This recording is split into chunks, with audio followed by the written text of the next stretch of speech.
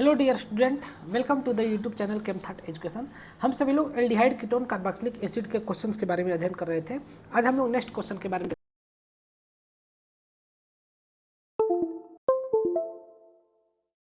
कि हम लोग चर्चा करने जा रहे हैं। एक सेकेंड, माउस क्यों नहीं काम कर रहा है? ठीक है, अब देखिए क्वेश्चन नंबर 181 दिया गया है। What is the correct reactivity order of hydrogen cyanide towards aldehyde and ketone?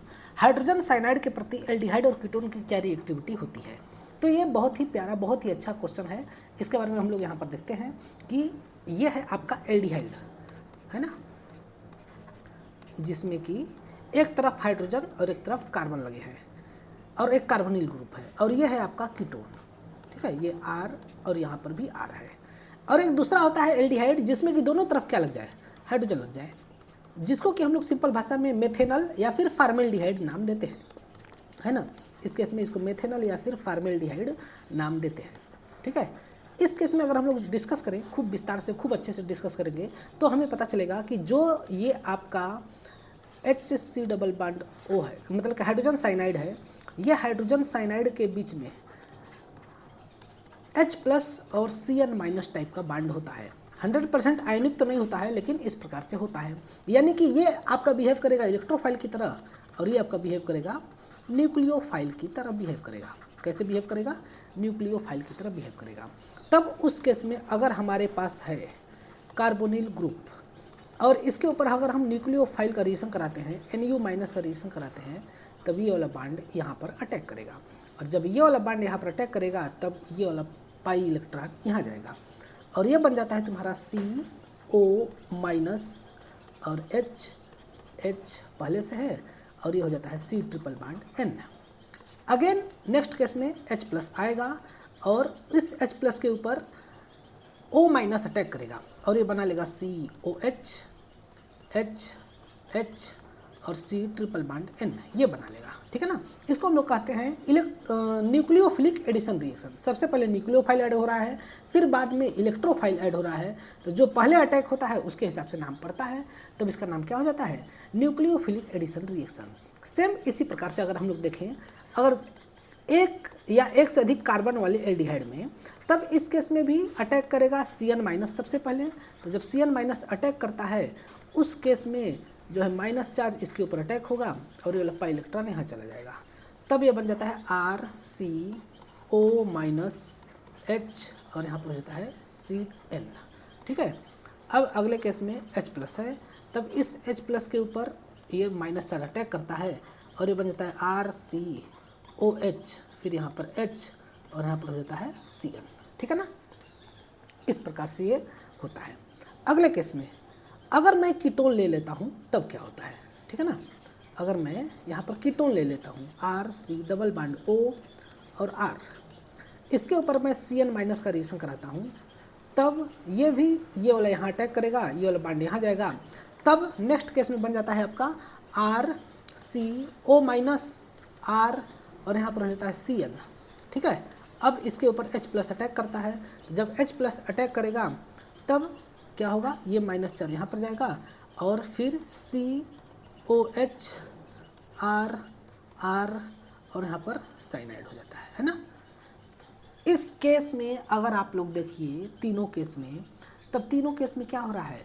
Nucleophile के तौर पर यहाँ पर साइनाइड रहेगा, है ना, पूरा साइनाइड लिखते हैं Cn। न्यूक्लियोफाइल के तौर पर Cn माइनस अटैक कर रहा है। अब जहाँ पर Cn माइनस अटैक कर रहा है, वो वाला जो कार्बन है, ये कार्बन जो है कि sp2 हाइब्रिडाइज है और ट्राइगोनल प्लेनर है। ठीक है ना, sp2 हाइब्रिडाइज है और ट्राइगोनल प्लेनर है। तब या तो ये एबव से या फिर बिलो से अटैक करेगा, और जब अटैक करता है उस केस में जो साइनाइड माइनस है, Cn माइनस जो है, इसको जो है कि जगह मिलना चाहिए कि जा करके कार्बोनिल कार्बन से अटैक हो। तब जगह मिलने की जहाँ बात होगी, तब यहाँ पर देखेंगे ऑर्डर ऑफ रिएक्टिविटी, कहाँ पर ज़्यादा जगह है। तो देखेंगे तो फार्मेल्डिहाइड में यहाँ पर हाइड्रोजन है, दोनों तरफ हाइड्रोजन है, और एल्डिहाइड में यानी कि एक से अधिक कार्बन वाले एल्डिहाइड में एक तरफ कार्बन है और एक तरफ हाइड्रोजन है। और उसी प्रकार से अगर कीटोन में देखें तो दोनों तरफ क्या है? कार्बन है। अर्थात इस केस में Cn माइनस अटैक करता है, ठीक है, और Cn माइनस अटैक करता है कार्बोनिल कार्बन पर, और कार्बोनिल कार्बन पर अटैक करके और इसके बाद फिर क्या हो जाता है, इसके बाद ये जो है कि साइनाइड बन जाता है ना। तब आप सभी लोग के से पूछें कि इसमें रिएक्टिविटी सबसे तेज किसमें होगी, तो जहाँ पर छोटी ग्रुप लगी होगी जैसे कि फॉर्मल्डिहाइड, इसके रिएक्टिविटी सबसे ज़्यादा होगी। इसके बाद फिर एक कार्बन वाले की, फिर दोनों तरफ कार्बन वाले की, यानी कि एक तरफ कार्बन वाले की, फिर इसके बाद दोनों तरफ कार्बन वाले की रिएक्टिविटी यहाँ पर देखी जाती है, ठीक है। तो अब हम इस प्रकार से देखें तब सबसे ज़्यादा रिएक्टिविटी किसकी हो जाएगी, सबसे ज़्यादा रिएक्टिविटी होगी फॉर्मल्डिहाइड की, है ना, फॉर्मल्डिहाइड की रिएक्टिविटी सबसे ज़्यादा होगी। फिर इसके बाद होगी एल्डिहाइड की, है ना, नॉर्मल एल्डिहाइड की जिसमें कि एक से अधिक कार्बन है, और इसके बाद फिर रिएक्टिविटी होगी कीटोन की। कीटोन की रिएक्टिविटी इन तीनों में सबसे कम मानी जाती है और सबसे कम होती भी है।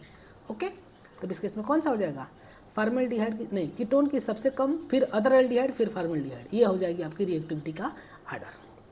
नेक्स्ट क्वेश्चन दिया है, which are the following compounds does not undergo Friedel Crafts reaction. इसमें से कौन सा जो है कि फ्रीडल क्राफ्ट रिएक्शन नहीं देता है। फ्रीडल क्राफ्ट रिएक्शन में क्या क्या होता है, एल्काइलेशन होता है और एसाइलेशन होता है ना, क्या होता है, एल्काइलेशन और एसाइलेशन, यानी कि एल्किल ग्रुप का ऐड होना और एसाइल ग्रुप का ऐड होना, है ना, एसाइलेशन। तो किस में नहीं होता है, तब इसमें आपको जानना होगा कि इस केस में बेंजोइक एसिड में ये चीज़ आपको देखने को नहीं मिलता है। बेंजोइक एसिड में फ्रीडल क्राफ्ट रिएक्शन नहीं होता है, इसके पीछे भी कारण है, ठीक है। क्या कारण है इसके बारे में देखते हैं। देखिए, जब यहाँ पर हम लोग बेंजोइक एसिड लेते हैं, ठीक है ना, C डबल बॉन्ड OOH, यहाँ पर होता है लोन पेयर इलेक्ट्रॉन। जैसे ही इस केस में हम लोग रिएक्शन इंटरमीडिएट मतलब कि रिजेंट के तौर पर, कैटलिस्ट के तौर पर एनहाइड्रस AlCl3 का अटैक कराते हैं, AlCl3 जब आता है तब यहाँ पर जो है कि इलेक्ट्रॉन की डिफिशियंसी है, इलेक्ट्रॉन की कमी है, और यहाँ पर है लोन पेयर इलेक्ट्रॉन, इसके पास क्या है, लोन पेयर इलेक्ट्रॉन है, ठीक है। तब यहाँ पर क्या होगा कि ये वाला लोन पेयर इलेक्ट्रॉन अटैक करेगा यहाँ पर। जैसे अटैक करेगा तब उस केस में ये आपका बन जाएगा कुछ इस प्रकार से, C डबल बॉन्ड OOH, और यहाँ पर AlCl3 में एल्युमिनियम इसके साथ आकर के जुड़ जाएगा। जबकि एल्युमिनियम को कुछ काम और करना था जो कि नहीं कर पाएगा। एल्युमिनियम को जुड़ना था ClCH3 यानी कि एल्किल क्लोराइड के लोन पेयर इलेक्ट्रॉन से जुड़ना था, लेकिन ये जुड़ जाएगा यहाँ पर, जिसके चलते कि अब एल्युमिनियम Cl क्लोराइड फ्री ही नहीं है कि यहाँ पर अटैक कर सके। और दूसरी बात कि अटैक होगा तो ये मेटा पोजीशन पर अटैक होता, लेकिन यहाँ पर तो अटैक ही नहीं होगा, है ना। इसलिए जो है कि बेंजोइक एसिड नहीं दिखा पाता, क्लोरोबेंजीन दिखाता है, बेंजीन दिखाता है और टाल्विन दिखाता है। ये तीनों के ऊपर अगर जब रिएक्शन होता है तो हालांकि इसके ऊपर हम लोग चर्चा कर चुके हैं, लेकिन एक बार और हम लोग देख लेते हैं कि जब हम लोग अगर क्लोरोबेंजीन के ऊपर एसाइलेशन और एल्काइलेशन कराते हैं तब क्या प्रोडक्ट बनता है। ये क्लोरोबेंजीन है, इसके ऊपर जब हम लोग CH3Cl और एनहाइड्रस AlCl3 के साथ रिएक्शन कराते हैं, एनहाइड्रस AlCl3 के साथ रिएक्शन कराते हैं, तब इस केस में यहाँ पर जो है कि पार्शली माइनस और यहाँ पर पार्शली प्लस होता है, ठीक है। तब इस केस में जो है कि आपका ये आर्थो और पैरा पर CH3 आकर के लगता है। तो जब आर्थो पैरा पर CH3 लगेगा तब ये क्या बन जाता है, तब उस केस में ये बनता है Cl यहाँ पर और CH3 यहाँ पर बनता है, ठीक है। इसी प्रकार से जब पैरा पर लगेगा तब ये क्या बन जाएगा, जब पैरा पर लगेगा तो यहाँ पर हो जाएगा Cl और यहाँ पर हो जाएगा CH3, ठीक है ना। आर्थोक्लोरोबेंजीन मतलब कि आर्थोक्लोरोटाल्विन और पैराक्लोरोटाल्विन इसका नाम हो जाता है। इसी प्रकार से अगर हम रिएक्शन कराएं, और क्या क्या चीज़ दिया है, बेंजीन और टाल्विन के ऊपर, जब बेंजीन के ऊपर रिएक्शन कराएंगे तब जो है कि CH3Cl और AlCl3 के साथ, अच्छा AlCl3 मतलब कि उसके साथ भी रिएक्शन कराना था, CH3COCl के साथ भी, AlCl3 के साथ जब रिएक्शन होगा तब उस केस में आपका बन जाता है यहाँ पर टाल्विन, ठीक है। और इसी के ऊपर अगर मैं रिएक्शन करा दूँ CH3COCl का और एनहाइड्रस AlCl3 का, ठीक है, तब इस केस में आपका बनता है एसिटोफिनोन, है ना। इसका नाम क्या हो जाता है, एसिटोफिनोन इसका नाम होता है। आया समझ में। इस प्रकार से हम लोग करते हैं इसको। आगे देखते हैं। देखिए, अगर मैं आगे के क्वेश्चंस के बारे में चर्चा करूं, ये कैसा है, हाँ, अगर मैं आगे के क्वेश्चंस के बारे में चर्चा करूं टाल्विन के ऊपर, तो टॉलुइन के ऊपर भी आपका सेम इसी प्रकार से फ्रीडल क्राफ्ट रिएक्शन होगा, आर्थो और पैरा पर आकर के CH3Cl लगेगा, है ना, एनहाइड्रस AlCl3 के साथ रिएक्शन होगा, ठीक है। तब यहाँ पर आपका ये CH3 और यहाँ पर भी एक CH3 होता है, प्लस यहाँ पर आपका ये CH3 और यहाँ पर भी आपका ये CH3 होता है, ठीक है। सेम इसी प्रकार से CH3COCl है के ऊपर एनहाइड्रस एल्युमिनियम क्लोराइड के साथ रिएक्शन करा दें, तब यहाँ पर भी ये क्या बनता है, यहाँ पर भी ये आपका CH3 बनता है और COCH3, फिर यहाँ पर भी ये आपका बनता है COCH3, लेकिन अब यहाँ पर पैरा पर बनेगा, है ना, तब यहाँ पर हो जाता है COCH3 हो जाता है, ओके, ठीक है। तब इस केस में कौन सा होगा, बेंजोइक एसिड हो जाएगा। नेक्स्ट क्वेश्चन हम लोग देखते हैं, which are the following reagent use for the further oxidation of aldehyde. इस केस में कौन सा रिजेंट का यूज़ करते हैं एल्डिहाइड का फर्दर ऑक्सीडेशन करने के लिए। तब इस केस में हम लोग यूज़ करते हैं एल्डिहाइड का ऑक्सीडेशन करने के लिए, ठीक है, पिरिडीनियम क्लोरोक्रोमेट का, इसका नाम होता है PCC। इसका हम लोग एल्डिहाइड को ऑक्सीडेशन करके कार्बोक्सिलिक एसिड में कन्वर्ट करते हैं। देखिए कैसे इस केस में रिएक्शन होता है, हालांकि सभी के साथ हो जाता है, लेकिन यहाँ पर दिया तो चलिए हम लोग इसी का बात मानते हैं। देखिए ये होता है आपका पिरिडीन, ये होता है आपका पिरिडीन, यहाँ पर हाइड्रोजन, यहाँ पर रहता है प्लस चार्ज। जैसे प्लस चार्ज रहेगा तो यहाँ पर Cl- इस प्रकार से साल्ट के रूप में रहता है, ठीक है। एक सेकेंड, यहाँ पर क्रोमेट भी है ना, क्यों नहीं साफ हो रहा है, इसको इरेज होना चाहिए ना, हाँ ठीक, ओके। Cr फिर C डबल बॉन्ड O, यहाँ पर O- के साथ रहता है और यहाँ पर होता है Cl। इसका नाम होता है पिरिडीनियम क्लोरोक्रोमेट, पिरिडीनियम और क्लोरोक्रोमेट, क्लोरो और क्रोमेट इसका नाम होता है, ठीक है। पिरिडीनियम क्लोरोक्रोमेट इसका नाम होता है, जिसको शॉर्टकट में हम लोग PCC बोलते हैं। आया समझ में, ठीक है, इस प्रकार से इसका नाम हो जाता है, ठीक है।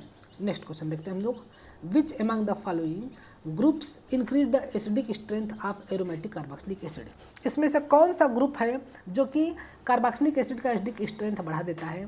तो हम सभी लोग जानते हैं कि जिसके पास -I और -M इफेक्ट होगा वो जो है कि कार्बोक्सिलिक एसिड यानी कि एरोमेटिक कार्बोक्सिलिक एसिड यानी कि बेंजोइक एसिड की एसिडिटी को क्या करेगा, बढ़ा देगा। तब इस केस में कौन सा ऑप्शन हो जाएगा, इस केस में NO2 वाला ऑप्शन होगा। जरा देखते हैं कि कैसे, ठीक है।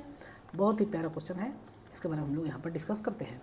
देखिए अगर मैं यहाँ पर मैं बेंजोइक एसिड ले लेता हूँ, है ना, C डबल बॉन्ड OOH, एक सेकेंड तो अच्छे से लिखते हैं इसको,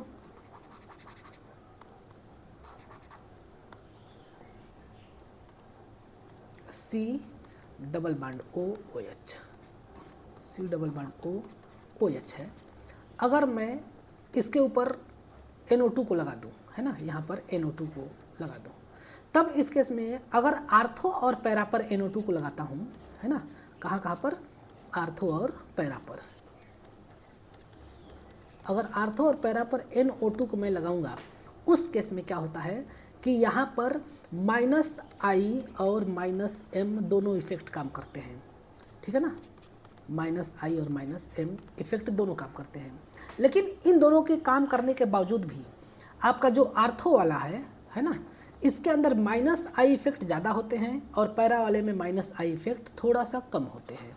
इसके पीछे कारण है क्योंकि इंडक्टिव इफेक्ट जो है वो डिस्टेंस डिपेंडिंग इफेक्ट है। अगर डिस्टेंस बढ़ेगा तब उस केस में क्या होगा, ये वाला इफेक्ट जो है कि घटता चला जाएगा, है ना, डिस्टेंस बढ़ेगा तो ये वाला इफेक्ट घटता चला जाता है। इसके पीछे ये कारण होता है, ठीक है। तब इस केस में जो नाइट्रो ग्रुप है यह इलेक्ट्रॉन को अपनी तरफ खींचता है, जो ये सिग्मा इलेक्ट्रॉन है ना ऑक्सीजन और हाइड्रोजन के बीच के, इसको ये अपनी तरफ खींचता है। यहाँ पर भी ये इसको अपनी तरफ खींचता है, ठीक है, ओके। तब यहाँ पर होता है NO2 ग्रुप। नेक्स्ट क्वेश्चन दिया है, which among the following compounds has highest boiling point. इस केस में किसकी बॉइलिंग पॉइंट सबसे ज़्यादा होता है। तो कोई भी कार्बोक्सिलिक एसिड हो तो कार्बोक्सिलिक एसिड की बॉइलिंग पॉइंट अगर लगभग कार्बन की संख्या थोड़ी बहुत चेंजिंग है तो उस केस में कार्बोक्सिलिक एसिड की बॉइलिंग पॉइंट सबसे ज़्यादा होती है। ब्यूटेन 2-आल, ब्यूटेन 2-ओन, 2-मेथिल ब्यूटेन 1-इन और प्रोपेनोइक एसिड में प्रोपेनोइक एसिड की बॉइलिंग पॉइंट सबसे ज़्यादा होगी, ठीक है। Next question, which are the following aromatic acid has less strength than benzoic acid. किसका जो है कि बेंजोइक एसिड से एसिडिटी कम है, ortho nitrobenzoic acid, ortho chlorobenzoic acid, meta nitrobenzoic acid, para methoxy benzoic acid. बहुत ही प्यारा क्वेश्चन है। इसके लिए हमको नेक्स्ट पेज पर देखते हैं क्या क्या दिया है, इसको हम एकदम सामने सामने लिखते हैं। पहला क्या दिया है, आर्थो क्लोरोबेंजोइक एसिड, यानी कि आपको पहले 4 ठो बेंजोइक एसिड बनाना है, C double bond OH, C double bond OH, फिर C डबल बॉन्ड O और H, फिर से एक बार और C डबल बॉन्ड OH। ठीक है, अब इसमें हमें बेंजीन को मतलब कि जो सब्स्टिट्यूएंट लगे हैं उसको हमको लगाना है। यहाँ पर आर्थो पर क्लोरीन लगाना है, फिर इसमें आर्थो पर नाइट्रो ग्रुप लगाना है। आर्थो पर क्या लगाना है, नाइट्रो ग्रुप लगाना है।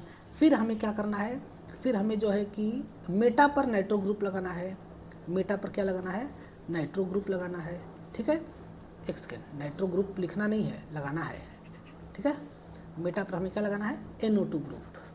और इसके बाद फिर क्या लगाना है, पैरा पर मेथाक्सी ग्रुप लगाना है। पैरा पर क्या लगाना है, मेथाक्सी ग्रुप, अर्थात OCH3 का ग्रुप लगाना है। ठीक है, तब इस केस में हमें क्या बताना है, इसकी एसिडिटी का आर्डर।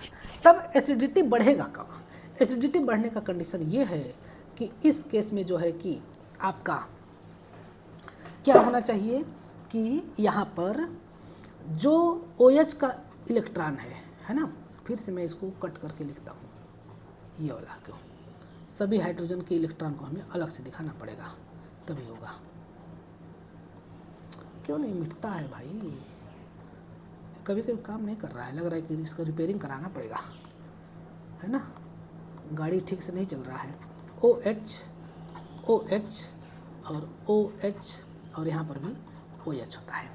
यहाँ पर हमें इस हाइड्रोजन को H+ के रूप में निकालना है, और जब हमें हाइड्रोजन को H+ के रूप में निकालना है तो हमको इसके लिए कुछ काम करना पड़ेगा, और वो काम क्या होता है, उसी काम को हमें देखना है। जब हम यहाँ से H+ को निकाल रहे हैं तब हमारा इफेक्ट पड़ता है जो हमने येलो कलर से कंपाउंड लगाए हैं उसका, ठीक है ना, इसका इफेक्ट पड़ता है। क्लोरीन क्या करता है कि ये जो है कि -I इफेक्ट लगाता है।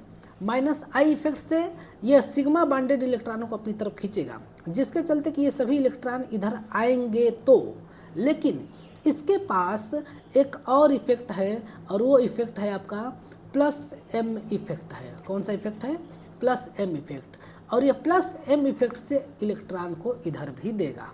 ठीक है, तब इस केस में +M इफेक्ट जो है कि मोर डोमिनेटिंग फैक्टर होता है -I इफेक्ट के मुकाबले। ठीक है, यहाँ पर ये कंडीशन होता है। और जो यहाँ पर NO2 है, अगले केस में NO2 के अंदर यह -I इफेक्ट से इलेक्ट्रॉन को खींचता है और -M इफेक्ट से भी इलेक्ट्रॉन को अपनी तरफ खींचता है, यानी कि -M और -I दोनों से इलेक्ट्रॉन को खींचता है। तब इस केस में इसकी एसिडिटी क्या होगा, बढ़ेगा। इस केस में -I के चलते बढ़ेगा, लेकिन +M के चलते एसिडिटी घटेगा।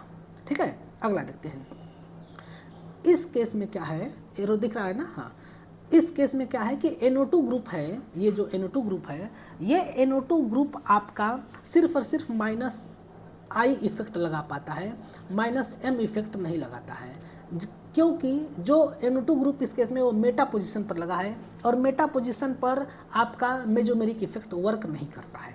आप सभी लोग को पता होगा, अगर आप सभी लोगों ने एरोमेटिसिटी या फिर रेजोनेटिंग स्ट्रक्चर या फिर रेजोनेंस पढ़ा होगा तो आप सभी लोग को ये बातें पता होगी। ठीक है, तो ये वाला यहाँ पर काम नहीं करता है, जिसके चलते सिर्फ यहाँ पर -I के चलते एसिडिटी तो बढ़ेगा। क्या होगा, एसिडिटी यहाँ पर बढ़ेगा। अब देखिए यहाँ पर क्या है, अगले केस में आपका यहाँ पर लोन पेयर इलेक्ट्रॉन है, तब ये लोन पेयर इलेक्ट्रॉन के चलते +M इफेक्ट लगाएगा और इधर कार्बोक्सिलिक एसिड की तरफ अपने इलेक्ट्रॉनों को भेजेगा, और +M इफेक्ट, और ऑक्सीजन के पास -I भी है तो ये -I से अपनी तरफ खींचेगा। लेकिन फिर भी यहाँ पर एक और कंडीशंस बन जाती है कि ये जो है कि यहाँ पर -I इफेक्ट बहुत कम लगेगा। यहाँ पर -I इफेक्ट क्या होगा, बहुत ही ज़्यादा कम लगेगा। ऐसा क्या कारण है, क्योंकि यहाँ पर डिस्टेंस कार्बोक्सिलिक एसिड से इसकी बढ़ जाती है, और जब डिस्टेंस बढ़ जाएगी तब हमको पता है inductive effect distance depending effect होता है, तब ये वाला इफेक्ट कम हो जाता है, ठीक है ना। और जब ये वाला इफेक्ट कम हो जाएगा उस केस में जो है कि आपका ये वाला इफेक्ट कम लगेगा, जिसके चलते कि इसकी एसिडिटी क्या हो जाएगी, इसकी एसिडिटी कम नहीं होगी, इसके मतलब कि इसकी एसिडिटी बहुत ज़्यादा कम हो जाएगी, वेरी लेस हो जाएगी, ठीक है। इस कारण से अगर हम चारों के बारे में चर्चा करें तो पैरा मेथॉक्सी बेंजोइक एसिड की एसिडिटी सबसे कम होती है, सबसे कम, वेरी लेस पूछा है ना, has less acidic strength, para methoxy benzoic acid की एसिडिटी सबसे कम होती है, ठीक है। अब अगला क्वेश्चन दिया गया है, आइडेंटिफाई द प्रोडक्ट ऑब्टेन्ड, एक प्रोडक्ट के बारे में बताइए जब 2,4-डाइनाइट्रो बेंजोइक एसिड को हीट किया जाता है थायोनिल क्लोराइड के साथ, 3,5-डाइनाइट्रो बेंजोइक एसिड को थायोनिल क्लोराइड के साथ हीट किया जाता है तो फिर क्या बनेगा। बहुत ही इजी क्वेश्चन है, मतलब इससे इजी क्वेश्चन क्या ही हो सकता है। देखते हैं हम लोग 3 पर और 4 पर क्या, 3 पर और 5 पर क्या लगा है, NO2 ग्रुप लगा है, C डबल बॉन्ड OH, 3 पर लगा है NO2, 4 और 5 पर लगा है यहाँ पर भी NO2, है ना। यहाँ पर हम लोग बात करेंगे S double bond O, Cl और Cl, ठीक है ना। अब यहाँ पर क्या होता है कि ये वाला जो लोन पेयर इलेक्ट्रॉन है ये यहाँ पर जाता है, ये जब यहाँ पर जाएगा तब एक यहाँ पर खेल होता है, और वो खेल ये होता है कि यहाँ से OH बाहर निकलता है और Cl जा करके यहाँ पर लगता है, ठीक है। अगर आप लोग की इच्छा होगी तो हम इसके मैकेनिज्म को चर्चा कर देंगे, नहीं तो फिर इसके मैकेनिज्म को रहने देते हैं। तब इस केस में क्या होगा अगला कि यहाँ पर OH हटेगा और यहाँ पर लग जाएगा NO2 और यहाँ पर लग जाएगा NO2, और ये हो जाएगा CO तो पहले से है, यहाँ पर CO यहाँ पर पहले से है, यहाँ पर CO पहले से है और यहाँ पर लग जाएगा Cl, तो इसका नाम क्या हो जाएगा 3,5-डाइनाइट्रो बेंजोइल क्लोराइड, इसका नाम क्या हो जाएगा 3,5-डाइनाइट्रो और बेंजोइल क्लोराइड, ठीक है, इसका नाम हो जाएगा। ओके, इस प्रकार से हम लोग इसको करते हैं, आया समझ में। तो आज के लिए दोस्तों हम यहीं तक रखते हैं, थोड़ा हमको कुछ काम आ गया है, उस काम को कर लेते हैं। आज साथ ही क्वेश्चन बता पाएँ इसके लिए सॉरी, हम अगले नेक्स्ट वीडियो में और आगे के सभी क्वेश्चंस के बारे में हम लोग चर्चा कर लेंगे, ठीक है। तब इसको हम यहीं तक रखते हैं। 3,5 ना डाइनाइट्रो बेंजोइल क्लोराइड, हम इसमें क्या दिया है, अच्छा बेंजिल दिया है, सॉरी बेंजिल नहीं बेंजोइल होता है, हमने यहाँ पर लिखा भी होगा ना, हाँ बेंजोइल क्लोराइड, नाम में थोड़ा डिफरेंस हो गया, ये वाला ऑप्शन नहीं होगा। क्वेश्चन नंबर 188, 189 और 190 क्वेश्चन आप लोग कल करके आएंगे, कल इसके बारे में खूब विस्तार से हम लोग अध्ययन करेंगे, ठीक है। तो आज के लिए इतना ही, धन्यवाद।